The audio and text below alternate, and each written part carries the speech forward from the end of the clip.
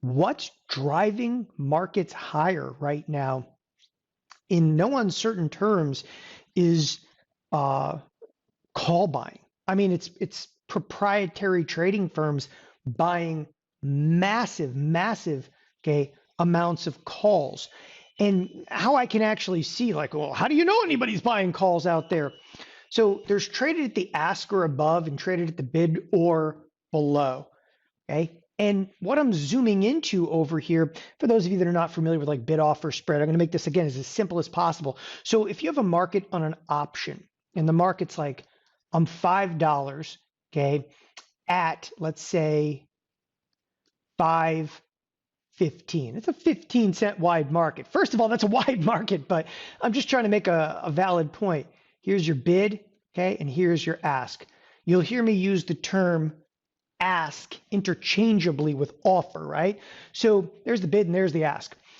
When you start to look at traded at the ask or above, what it basically, okay, signifies is that trade is just coming in there and they're just like, buy them, and they'll buy them at 5.15 because that's what traded at the ask or above means.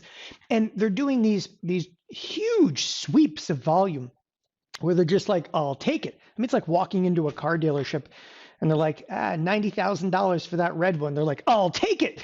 Like there's no negotiation, nothing. You're like, I'll take it. And what happens, okay, is these firms are buying calls and the market making firm has to sell those calls to them. And when the market making firm sells the calls, they immediately do what? Okay, they hedge. And that hedge is so important because the market making firm, by hedging, okay, what do they do when they hedge?